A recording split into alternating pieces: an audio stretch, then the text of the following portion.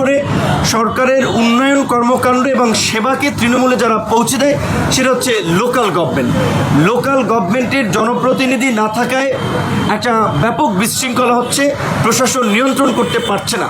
এবং দলীয় সরকারের অধীনে অতীতে আমরা স্থানীয় নির্বাচনগুলোতে যে ভায়োলেন্স দেখেছি, ক্ষমতাসীন দলের প্রভাব দেখেছি, সেই জায়গা থেকে আমরা আবারও সরকারকে আহ্বান জানিয়েছি যে তারা অন্তত তাদের আইন শৃঙ্খলা বাহিনী বা প্রশাসনের ফিটনেস পরীক্ষা করার জন্য, যাচাই করার জন্য হলেও যেন স্থানীয় নির্বাচনের দু একটি ধাপের নির্বাচন তারা করে। পাশাপাশি এই গণ অভ্যুত্থানের সবচেয়ে বড় স্টেক হোল্ডার বা অংশীদারদের মধ্যে ছাত্র নেতৃবৃন্দ অন্যতম।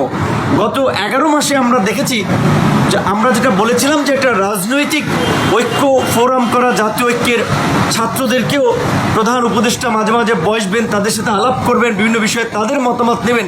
সেক্ষেত্রে বৈষম্য বিরোধী আন্দোলন ছাড়া কিংবা এনসিপি সংশ্লিষ্ট ছাড়া অন্য কোনো ছাত্র সংগঠনের নেতা বা ছাত্রদের প্রতিনিধিদেরকে বোধহয় সরকার কখনো ডাকে নাই, তাদের সাথে মিটিংও হয়নি। আমরা এই 5ই আগস্টের পূর্বে এই বিভিন্ন ছাত্র সংগঠন যারা এই গণ অভ্যুত্থানের নেতৃত্ব দিয়েছে তাদের শীর্ষ নেতাদের সাথে অন্তত প্রধান উপদেষ্টার একটা মতবিনিময়ের আমরা প্রস্তাব রেখেছি।